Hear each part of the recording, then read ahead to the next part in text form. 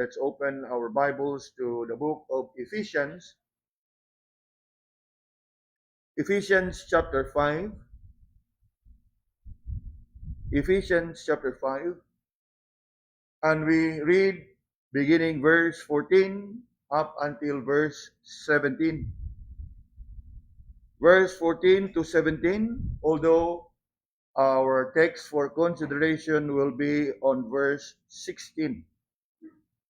As we consider tonight's meditation, this message titled, Redeeming That Time. Redeeming That Time.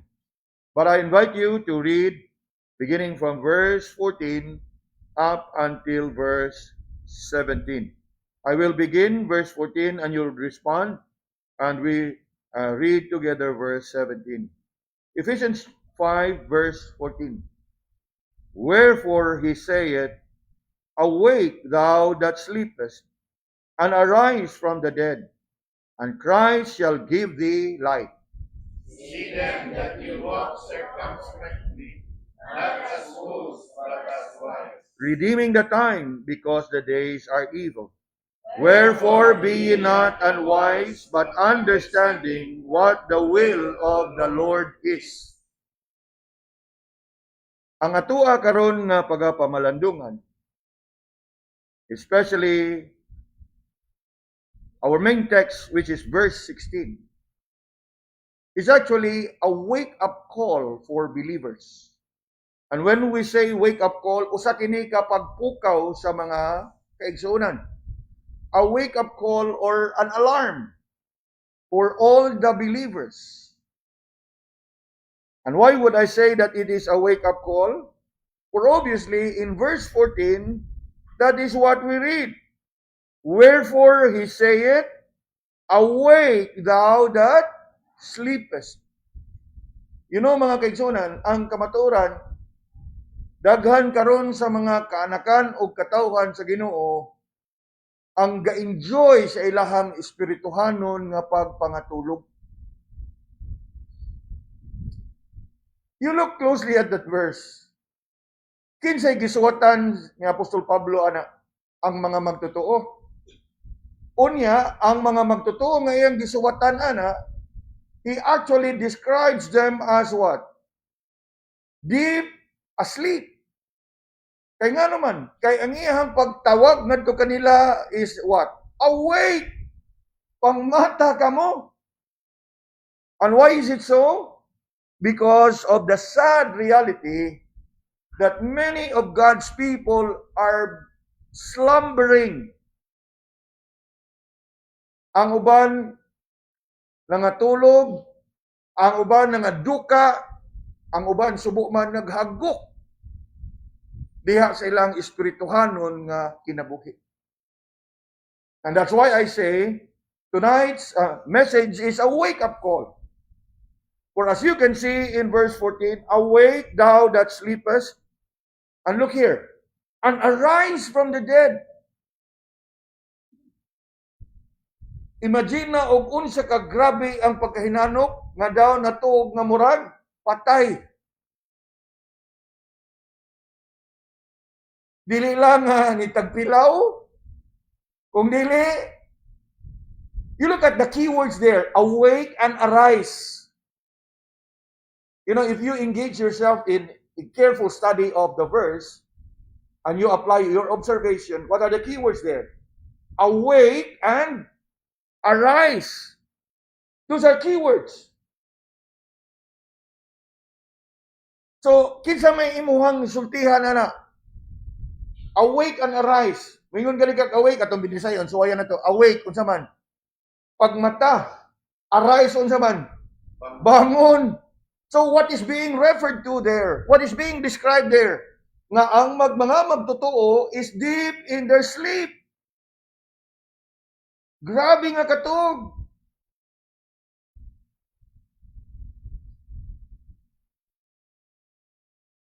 That is why Paul would have to call us to be awake and arise.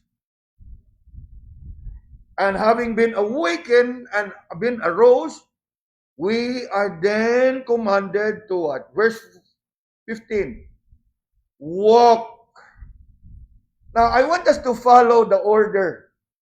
Bangon, bangon, barog.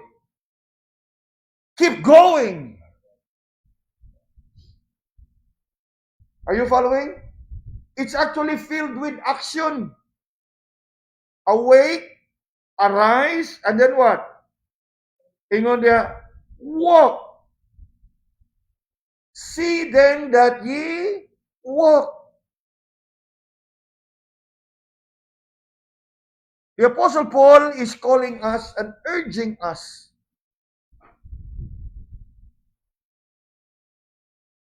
Especially sa ato ang panahon karon. This is not the time to be sleepy. This is not the time to be slack. This is not the time that we be slow. If we are to follow the keywords there, awake, arise, ug ato pag yun ang kuanon, kanang subayon, di ba natay kanta nga ato usahay nga awiton sa mga bata, I'm alive, alert, awake, enthusiastic. That's it. Awake, arise, and be alert.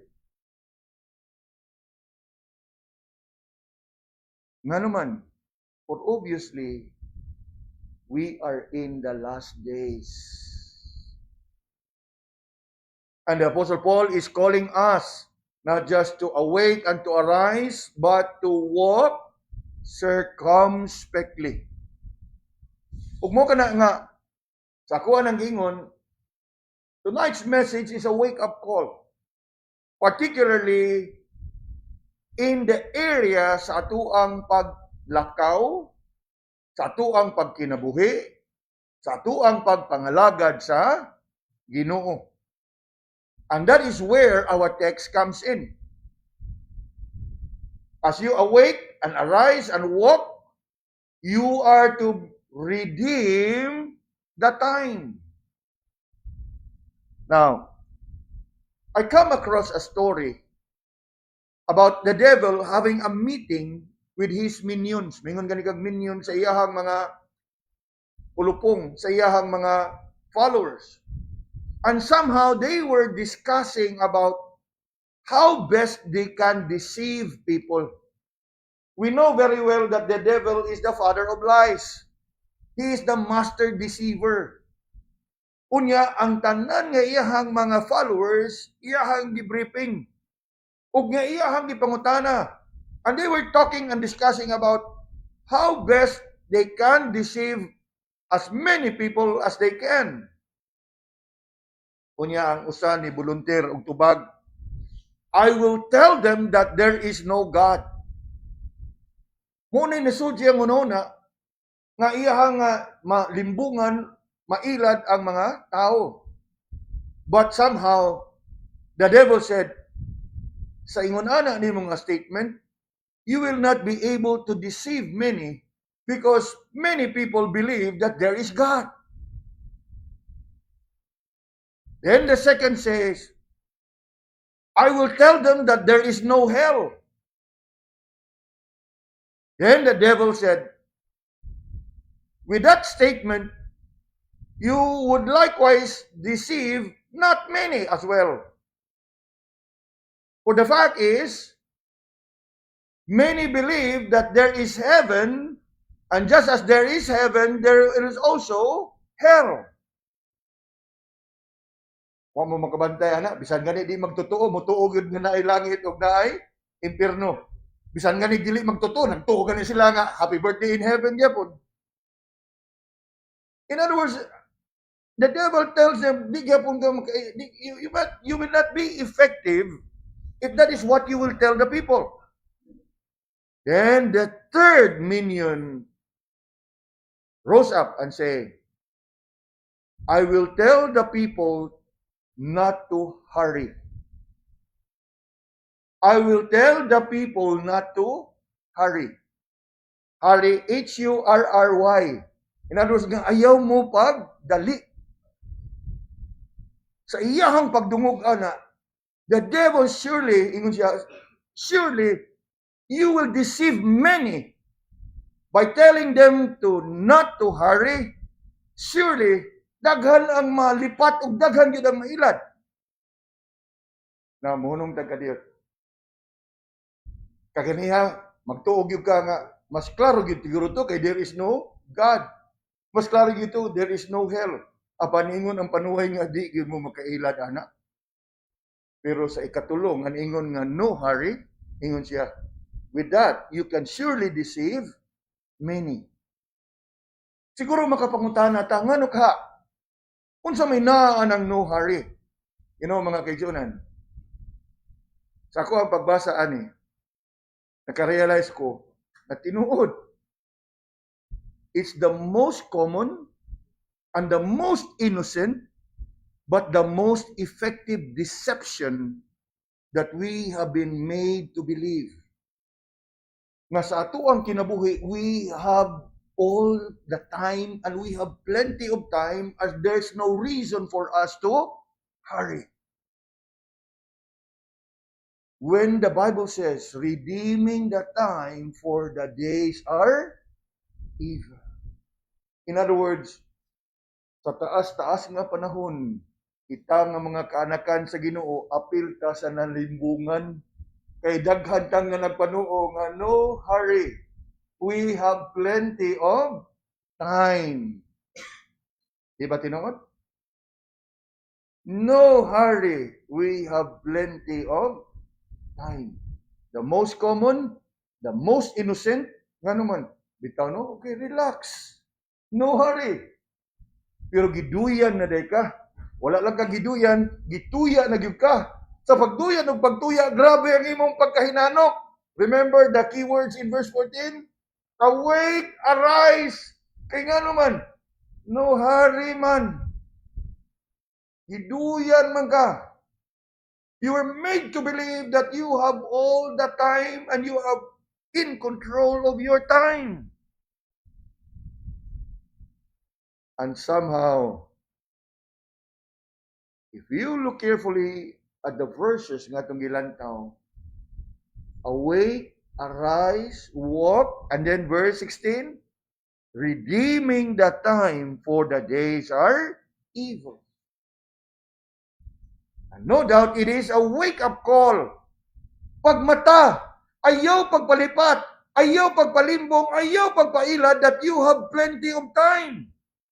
In fact, you are told in verse 16, redeeming the time for the days are evil. Now, what does it mean to redeem the time? For as we look at verse 16, it's plain and simple. Redeeming the time for the days are evil. So, there's a need for us to really understand what the Apostle Paul really means. Kaya nga naman, unlike those words that we have looked at verse 14 and 15, straightforward man to. It's a wake-up call. Awake, arise, walk. Now, in verse 16, redeem the time. Redeeming the time for the days are evil. What does it mean to redeem the time? And this is where we shall focus tonight's meditation. Redeeming the time, mga kaibigan, first of all, is to be conscious of time. Conscious simply means you are to be mindful of your time. And what is this all about, to be conscious of time?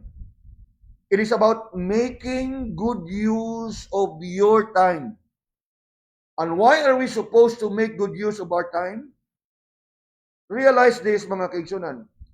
Time as we know it is the most valuable resources. The most valuable, and it is non-renewable. Non-renewable gani nga, iniglabay na sa oras, di na ginani mo mabalik. Iniglabay na sa oras, di na mo ma-recycle. Iniglabay sa oras, you cannot rewind, you cannot repeat. Once it's gone, it's gone. And that is why we are called here to redeem the time. To make good use of your time. Because it is valuable and it is non-renewable. Now, siguro we are familiar with time. But let me refresh you tonight. In order for us to really be conscious and mindful about our time, masayli mga kaigsunan, not only that time is the most valuable and non-renewable of our resources, it is a gift from God. The fact na napakay kinabuhi, you can spend your time. Pero ug wa na kay kinabuhi, you run out of time. That means, ang kada oras nga gihatag kanato, gasa kana gikan sa Ginoo. And we need to be conscious of it. We need to be mindful of it. Think about it, mga kaigsunan. Every one of us, young and old, rich or poor, God gave us equal number of time. Every one of us is given a minute, and every minute is made up of 60 seconds. Parehas ang ihatag sa Ginoo nato. An hour is made up of 60 minutes. A day is made of 24 hours. A week is made of 7 days. A month is made of 30 and 31 days. A year is made of what? 365 days. In other words, why nakalamang na to? Parehas ta. Young and old, rich or poor, parehas. Parehas ang oras nga gialokar sa Ginoo, giallocate sa Ginoo nganhi kanato. But how is it that there are people who can achieve as much as they can in the same number of time? And there are others who also cannot never achieve even a single thing in one and the same time given. Obviously, there are just people who are conscious in making good use of their time. And obviously, there are those who are idle, who would just like to see the passing of time. Mura bitaw na ikanta kaniyan to. Time, I've been passing time, what? Watching trains go by. You know, you may enjoy watching trains go by, but you're actually wasting your time.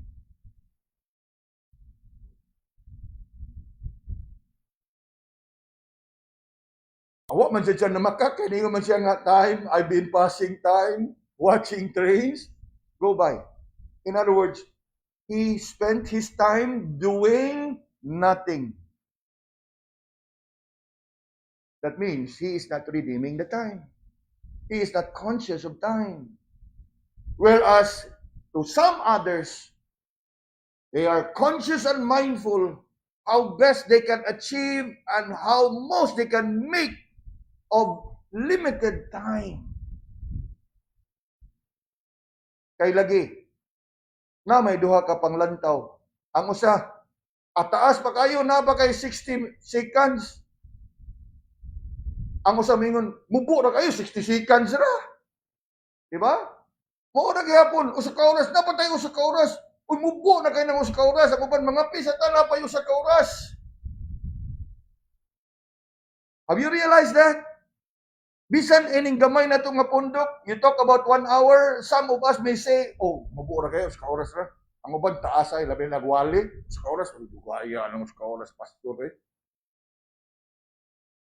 But if you are really sincere and serious in learning God's word, mabuo sa oras eh. It depends. Og asa kang dapita, o sa unsa imong perspective in regards to time. Apan ato ang nasayran, even in that story, wow, the most common and the most innocent, but the most effective deception is what? No hurry. You have a lot of time. You have plenty of time. Muna dako kay limbong o dakong ilad. That we need to really seriously consider what Paul here said, redeeming the time, for the days are evil. And redeeming the time, first and foremost, means that we be conscious of time and we be mindful of time.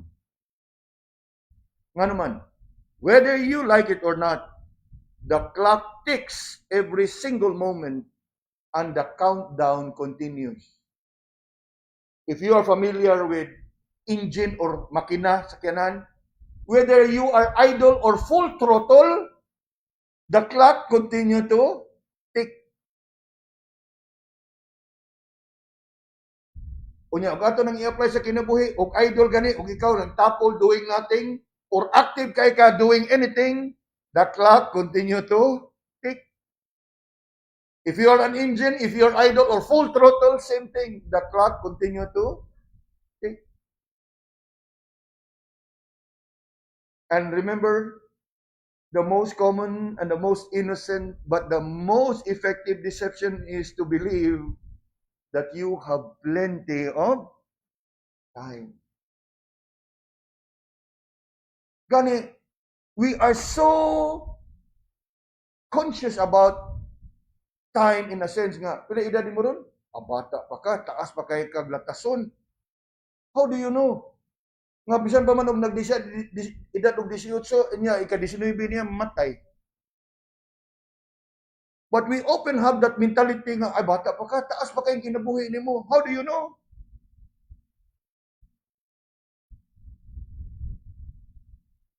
We hear of stories and we ourselves know of personal experience nga na atay mga kaila gani nga naay mga bata nga gipanganak diya pagpanganak lisod kamatay.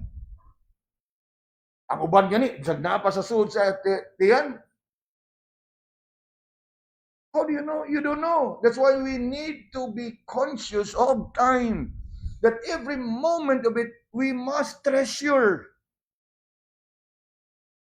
Or else you fall into that deception raised up by the devil. No hurry, you have all the time. That is why Paul here said, awake, arise, verse 15 of 14, and verse 15, walk circumspectly, and verse 16, redeeming the time.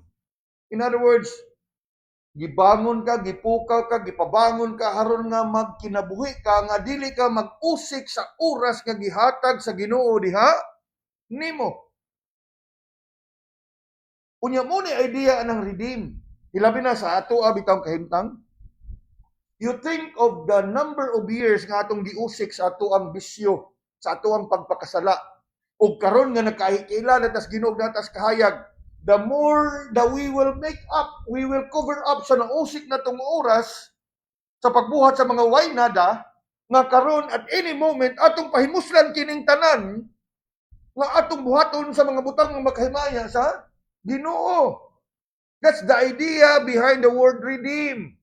Ano man, you cannot turn back the time. You cannot rewind and go back to the past and do some amendments and correction on the time wasted. You can't. And that is why the command here is to redeem. In other words, karon nga naa nagas kabaguhan, pahimusli ang oras ug panahon sa pagbuhat sa mga butang makahimaya sa Ginoo.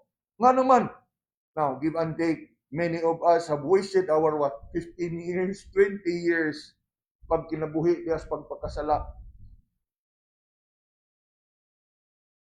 Awake, arise, walk, redeeming the time. Be conscious. Be mindful. Lord, salamat gihatagan ko nimo kabaguhan sa kinabuhi. Nga akong magamit nga makapangalagad ko kanimo, makaymaya ko sa imong balaang pangalan, nga mamahimo kong panalangin ngadto sa uban. Nga naman, sa taas nga panahon wa gid nahimo nga maayo ngadto sa uban.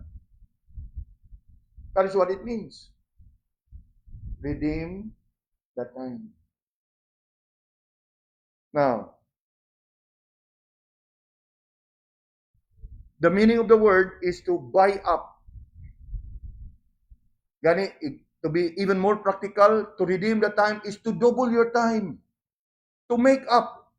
Kasi ako nang gingon, time is a valuable commodity that can't be renewed. You cannot rewind, you cannot repeat, you cannot go back.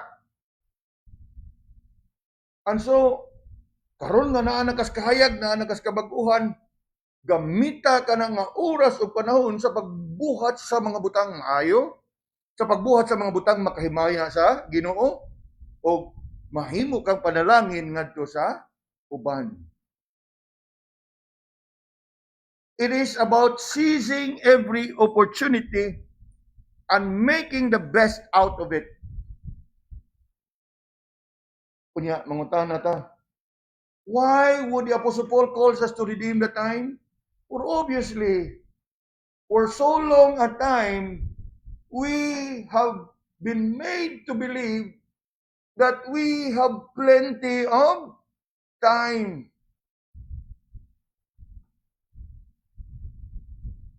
Now, why do I say that we are so caught up with that mentality? Now, haven't you noticed, mga kaigsunan? We all have the tendency to do things the last minute. Kabantay mo, anak?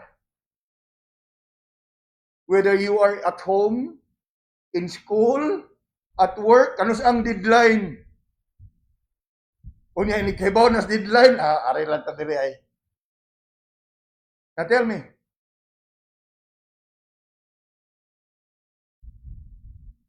we all have the tendency to do things the last minute. Nga naman, because we are so caught up with that mentality, no hurry. Now, di ba tinuod? Mga eskwela ta, ay, tambay siya tayo.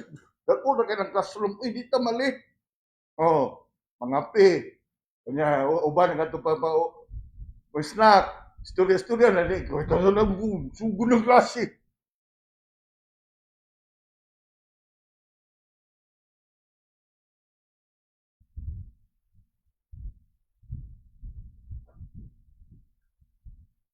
Now, I can only imagine, kay akong pamilya, naamang may diri sa simbahan Gapuyo, but I can only imagine families, church members, families, nga sa kada Domingo, I can only imagine how it is like sa balay.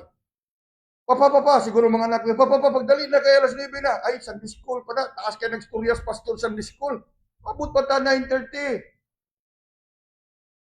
Kapi sa whatever, social media, whatever. I don't know how it is like, pero I can only imagine ba? Or siguro ang mga ginikanan, pangmata na mo kay masimba nita, ay, no hurry. Relax, take it easy. Today is a Sunday, why traffic? Di ba daghan kay tag mentality? I can only imagine, but for sure, pataghapan yun na ito nga masturyahan.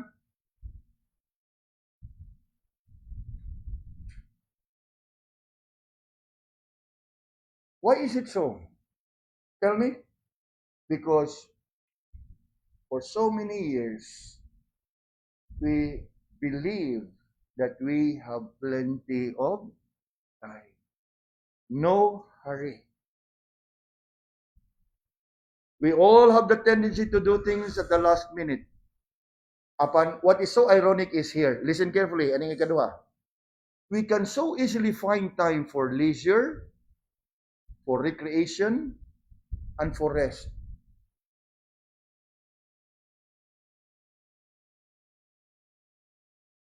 And tell me if I'm wrong. Brad, pre-meeting ta. Ay, kapoy man. Brad, mga untad, bis gawas. Ugi. Ada yun.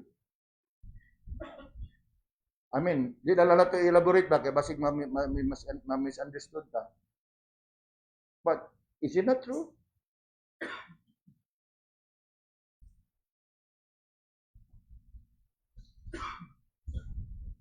Manimba ta. Karon lang. Pamation sa nako ni. Pag-ingon na ganing outing, kano sa man? Kalay amutan.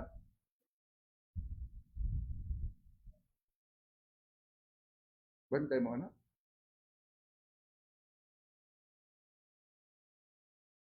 Sa mga butang iyas Ginoo, we have the tendency to do things last minute. But how is it that we can so easily find time, especially on leisure, on recreation, and even rest? Mingon ganit rest ka na bang gitawag na tog that well-beloved sleep. Tawag yun dautan anang tingkatog ug mga tugta pero sa hustong oras, sa hustong panahon. Kanang gitawag na tog siesta.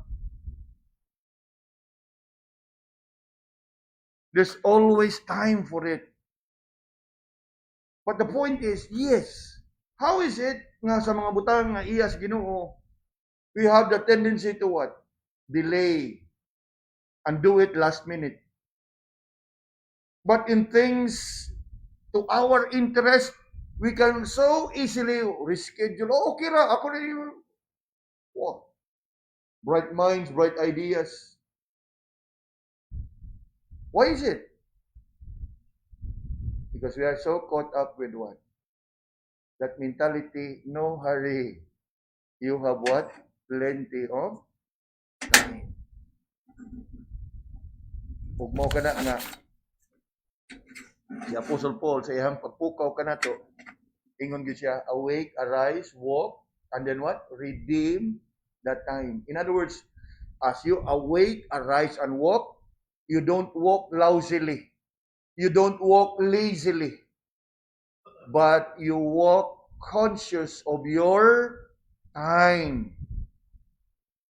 Nga naman, because we actually don't realize how much time wasted. Because we are so caught up with that no hurry mentality, we don't realize how much time have passed by. And how much time have passed by, not accomplishing anything, that means how much time we already have wasted. Now, sa tuang panahon karon mga kaigsunan, especially with this evil nga ato abang giatubang. Bisan siguro nga inig-abri nimo sa imong cellphone ang imo ra gyud tuyo nga mo lantaw lang kag naabay message, naabay tawag, whatever. Apan tungod kay everything is in one device. Bitan sa nato. Li na sa kag Messenger, muli na sa kag Facebook. Inigli na mo sa Facebook, unta na tulo reels. Nya kanang makaabli lang kag sa reels so yan. I mean, tell me if I'm wrong. Di na gana usahay mingon na papa maniud to na taysa. Papa manihapo na taysa. Now we're not talking here about something evil. You may be amused, you may be entertained by what you are watching there, but you have not been mindful. Mapaglingin mo, uy, oras naman kapin ang nausik sa kuang.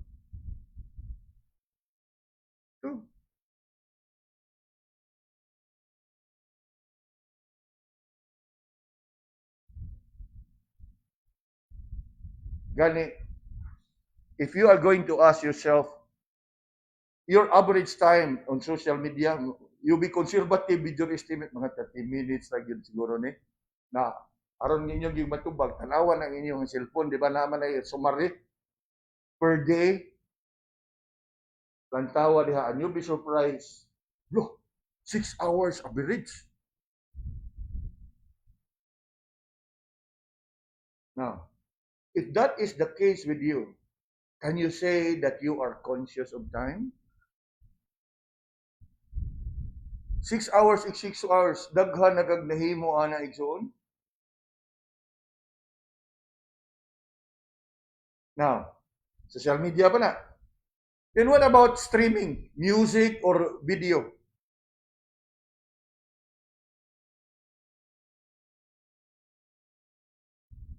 Gone are the days nga katong makatawag tadi as 20 Mercury mo palit katong sa ka-DVD nga naa tanan salida balabi na katong 24. Kanumdum mo itong salida sa unang nga 24.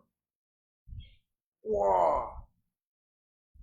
Karon di na sa mulinya naa na tanan sa Netflix, whatever.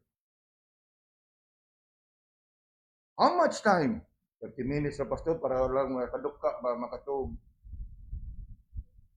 Really?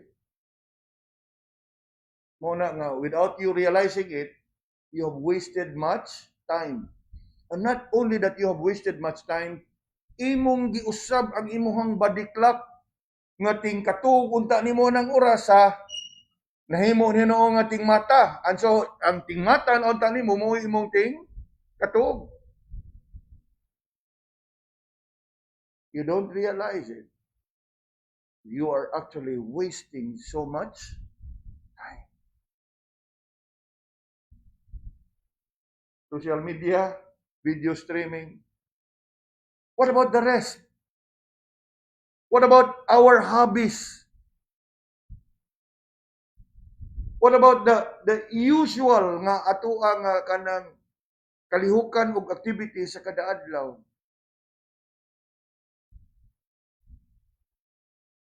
I hope but by this time nakumbinsi na mo nga pinaka-epektibo gyud ay nga limbong nga gi-raise up sa panuhay is what?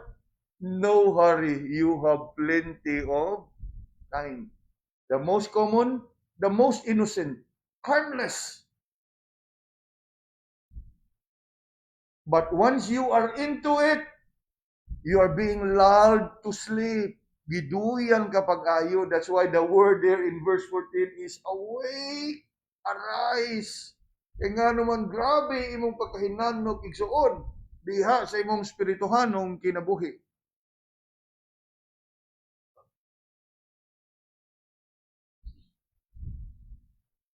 Redeeming the time is to be conscious of our time. Ikaduha, redeeming the time is to be consistent in our use of time.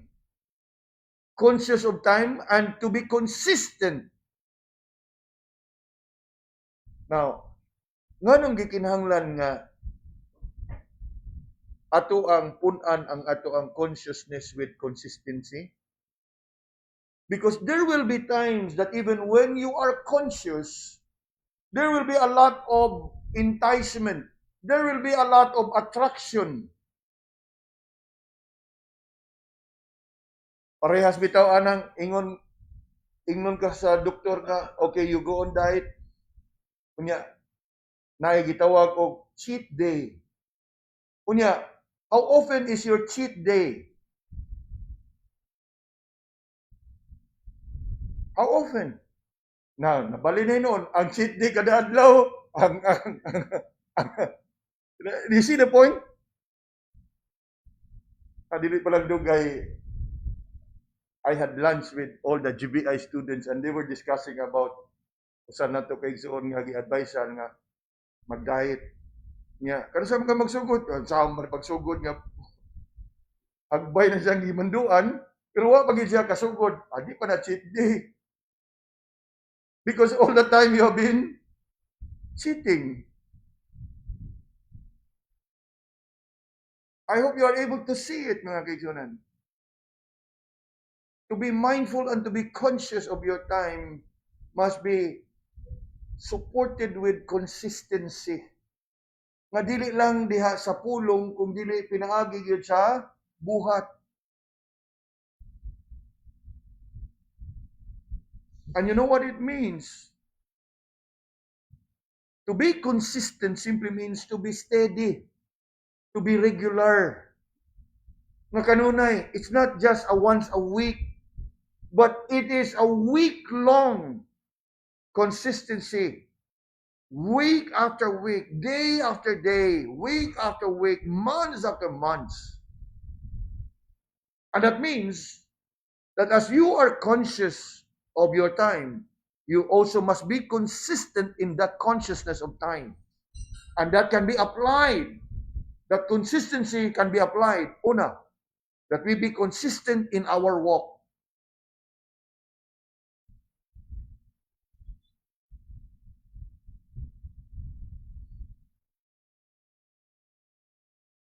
Ang usa ka nindot bitaw kaayo nga batasonon nato mga igsoon. That you would have that kind of consistency. Now, setting aside other areas of life, kanang ato ang waking pattern. Manay trabaho o gwa, be consistent nga you be awake at that particular time. Although naagi panahon nga kapoy gyud kay mong lawas, mo oversleep ka. But see to it nga it will be. In fact, that is why we have that structured timetable sa ato ang programa, care ministry, house of hope, because it instills discipline. See to it nga naa ka ana. Kunya dili lang imong waking pattern, even you're sleeping. Kay once nga mo sobra po ka sa imuhang sleeping pattern, mauwahi sa ka dito, mapiktaran sa di siya diri. Now, I'm just citing a very basic and simple kanang example sa area sa itong kinabuhi. And it can be applied sa uban. Be consistent in your waking pattern. By the grace of God, human ko nagkimo, nahinahinay o balik ang ako ang regular gyud nga timing. That I would wake up 5, 5:30. Kapag na usahay yun nga mo wake up o alas 4. Regardless, we need to be consistent ni anak. And why would we have to be consistent? Because it is what defines your life. Igmata nimo, what do you do? Be consistent. Spend time with God in your devotion, in your quiet time, in your prayer. And after that, ikaw na magigo kung sa imong usual nga imong buhaton anang orasa sa kada adlaw. You try to overcome nga away klase ugma, pwede ra ko matog tibok buntag. You know, it's not you're not disciplining yourself.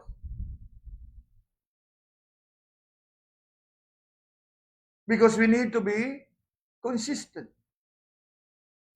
Nga naman, kay inig bangon ni mo na, bangon, okay, go. After which, na mga panahon nga bation kag katog, go back to sleep.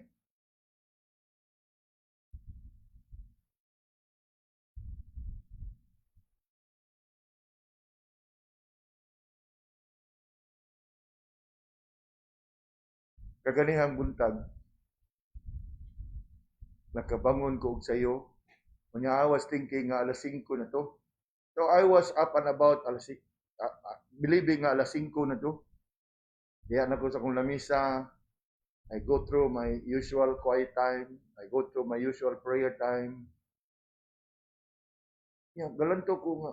Wa pa man, usually, ikabutan ng alas 6, Sister Carol would go in sa diya sa kanang office para sa kanang ako ang kanang supplement ba kanang gatas insure akong imnon kada buntag. And I was wondering, what man? Dili consistent ka? What man? Pag London ako balik sa relo, mo pa man pag alas 5, that means I woke up 1 hour early. Many of us are given privilege to be of service to the Lord.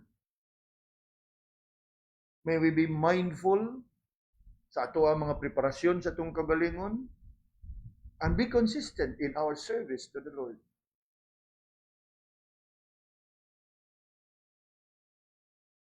Nga naman, sa ato ang panahon karon daghan kayo ang mga distractions that can draw our attention away sa atong focus sa pagpangalagad sa Ginoo.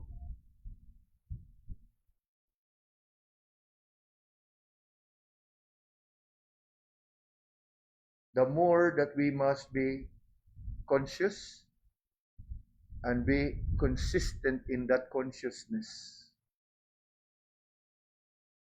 To be consistent in our walk, in our work, and then it also means to be consistent in our worship. Now, we're not talking here about coming to church every Lord's Day, although it is included. But in our worship sa kada adlaw, sa imong personal devotion, sa imong personal nga mga pagpamalandong sa pulong, sa imong personal nga mga pag-ampo,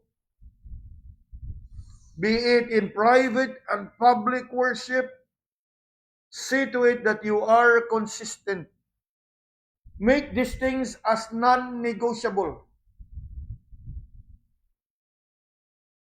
Ayaw tuguti nga imo ning mapadaplin sa kada adlaw. Times abroad, okay, gadalita, but let's spend time to pray. Let's spend time to have our reading of the Bible. Let's spend time. It has to be consistent. Yes, there will be time nga like butang na to like in the care ministry, there will be occasions nga dili kita siguro makahimo nga mag-devotion, but see to it that you have your quiet time. See to it that you have your prayer time. Be consistent. Ug labaw sa tanan, we are to be consistent niini. Because as Paul said, the days are evil. Daghang limbong, daghang attraction, daghang lingla, daghang temptasyon nga makigkompetensya sa imong oras o panahon. It can rob you of your time communing with God. It can draw you away to doing other things. You know, mga kaigsunan, dili man gyud nato ma-pinpoint ba ang tanan, but ang usa gyud karon nga pinaka-epektibo in addition anang no hurry, nya complementary pa gyud anang no hurry, kaning nagkuyanap karon nga kalingawan nga atong makita diha sa social media. Gani ako din naobserbahan, dili lang sa common nga mga tao nga kanang regular nga tao.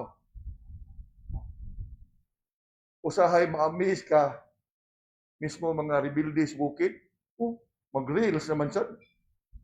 In other words, na-influensyahan na. Dili na ingon anak kayo sila kakuan siyang ideology because ang uban ay laay na mag-content creator na lang goy. Yes. You talk about student activism back in the day, makibaka, karon na ay puros na naa diha sa kuan, keyboard, whatever.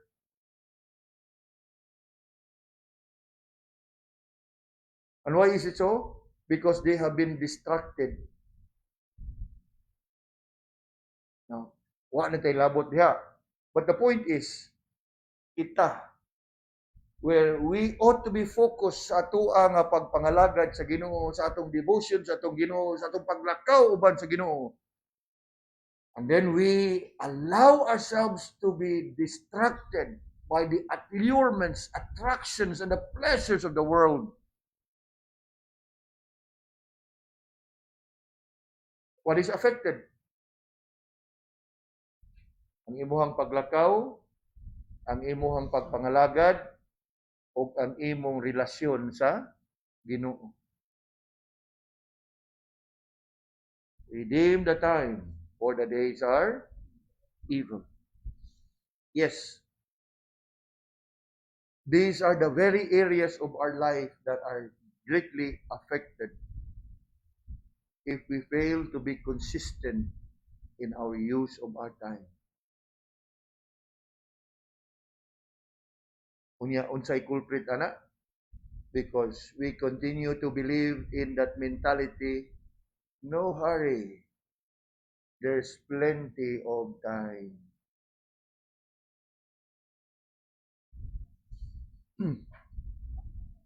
Thirdly, mga kaigsunan, redeeming the time is to be conscious and to be consistent. Ikatulo, and the last, redeeming the time is to be cautious. Cautious, from the word caution. Conscious, mindful. Cautious, careful. Cautious, watchful.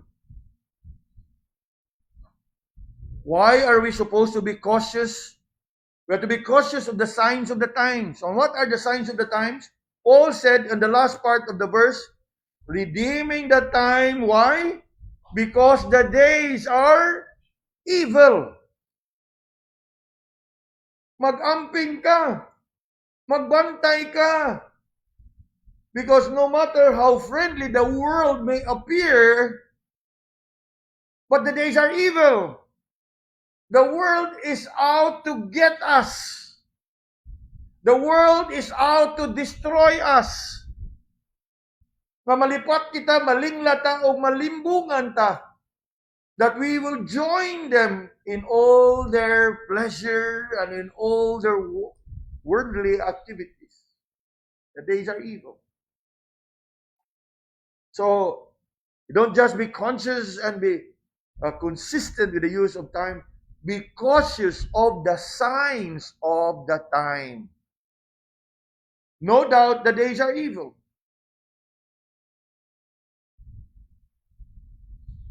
Especially so that we are in the last days. The more we would be cautious or careful or watchful. Now, turn with me to 2 Timothy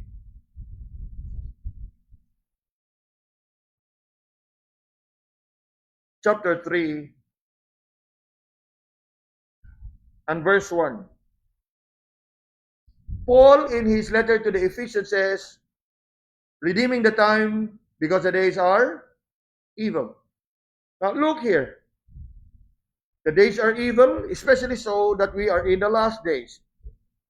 Look with me at verse 1, 2 Timothy chapter 3. This know also that in the last days what?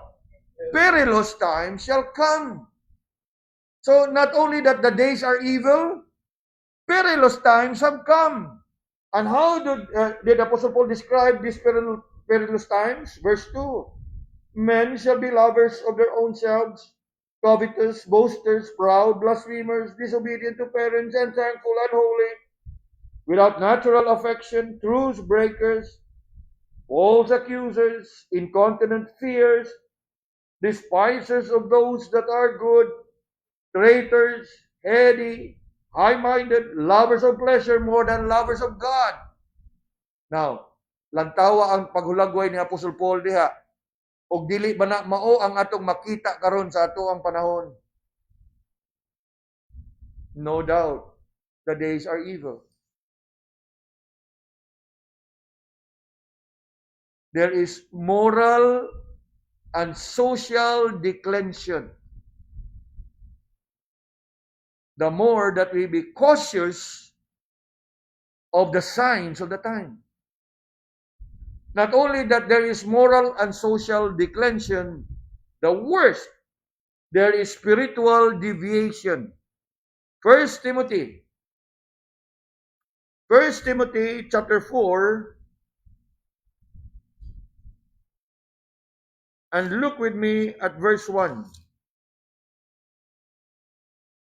Ingon diha, now the Spirit speaketh expressly that in the latter times, in another word, in the last days, in the latter times, some shall depart from the faith, giving heed to seducing spirits and doctrines of devils.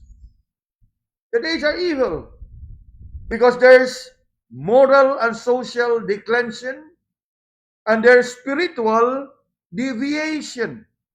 What we have just read is actually apostasy, that some shall depart from the faith. And that is why we need to take heed, redeeming the time, for the days are evil.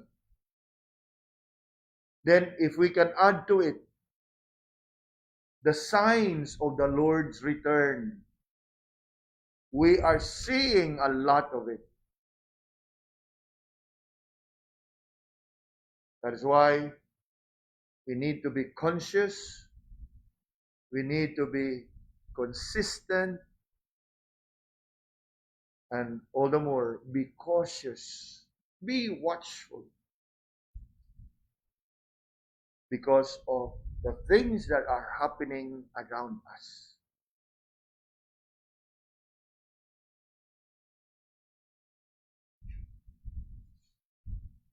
balikan nato to ang kumperensya sa mga panuway. Ang usa ningon, there is no God. The devil told him, you cannot deceive many by saying that there is no God. Ang ikaduha ningon, there is no hell. And the devil said, you cannot deceive many by saying there is no hell. Apan ang ikatulo, sa dihang ningon siya, I will tell them, no hurry. There's plenty of time. Dili ba tinuod? Nga mas daghan ang lingla, daghan ang nalipat, daghan nailad, daghan ang nisakay sa mao nga deception. No hurry. There's plenty of time. Apan, true believers should know better.